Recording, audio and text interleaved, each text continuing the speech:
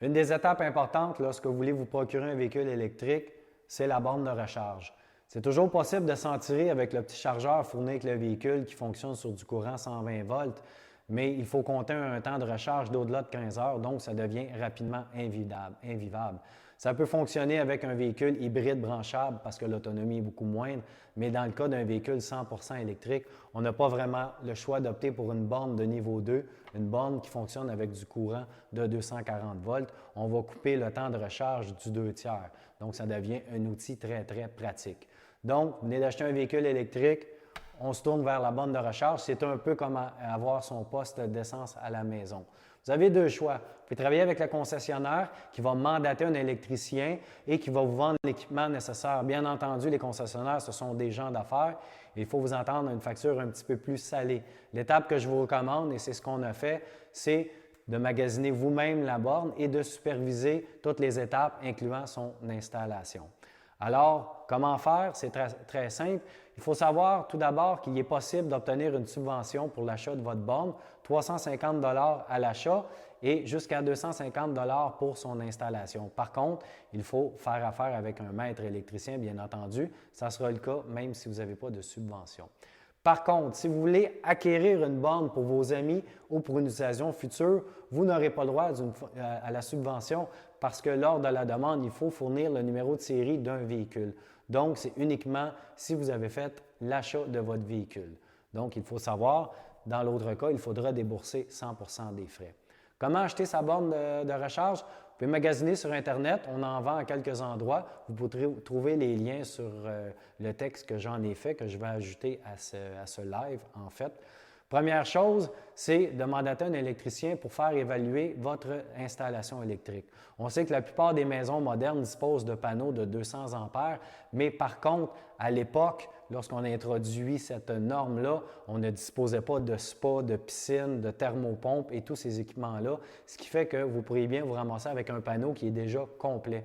Donc, il faudra que l'électricien déplace des circuits ou à la rigueur installe un panneau secondaire, ce qui, bien entendu, va augmenter les frais. Si vous avez l'espace nécessaire, tant mieux, vous allez économiser des coûts. Ce qui restera à faire, c'est de localiser la borne, de passer un fil et d'y aller avec le raccordement de la borne. Maintenant, comment choisir sa borne? Bien, il faut y aller en fonction de votre véhicule. Il existe plusieurs types de bornes qui fournissent différentes puissances. C'est important d'avoir une borne qui correspond à la puissance qui est capable de générer le chargeur de votre véhicule. Donc, si j'effectue l'achat d'une borne dont la puissance en kilowatts est inférieure à ce que mon chargeur embarqué du véhicule est capable de fournir, on va allonger le temps parce que le chargeur du véhicule va travailler un petit peu moins fort. À l'opposé, si on a une borne qui est plus puissante, bien, c'est tout de même le chargeur embarqué du véhicule qui va établir la norme. Et donc, la borne va être plus puissante que ce que le véhicule va prendre. Ça va prendre le même temps de charge. Par contre, ce que je vous dis, c'est que n'hésitez pas à opter pour la borne la plus puissante. Pourquoi? Parce que vous avez le droit qu'à une seule subvention, donc aussi bien en profiter. Et les technologies des véhicules avancent tellement rapidement qu'il y a fort à parier que votre second véhicule ou votre autre véhicule électrique va être capable d'accepter un niveau de recharge plus puissant et donc correspondre à votre charge. De notre côté, on s'est tourné du côté de la firme Leviton.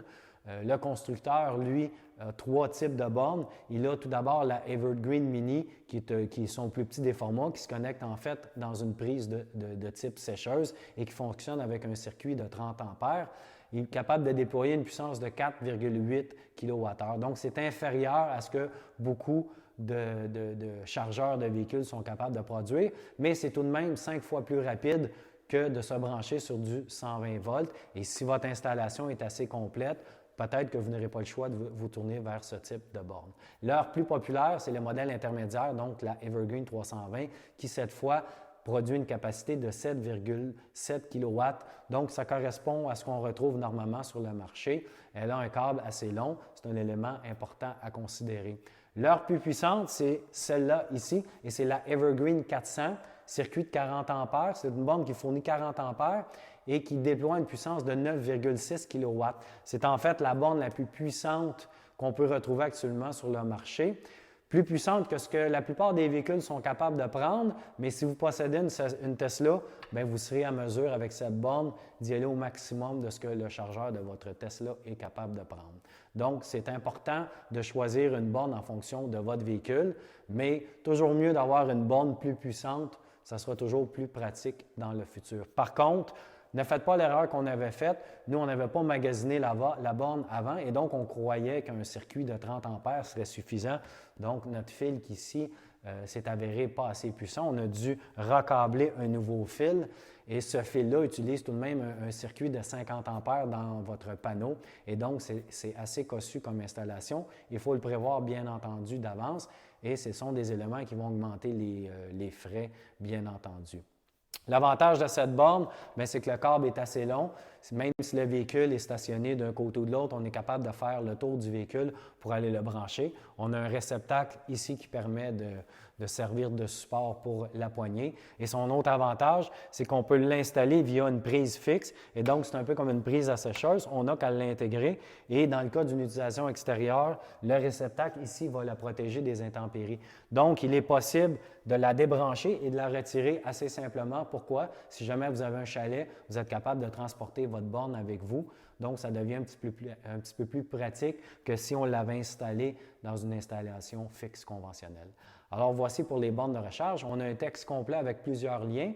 On va l'insérer suite à cette chronique sur notre page Facebook. Ça vous donnera des conseils assez intéressants lors du magasinage de votre prochaine borne électrique.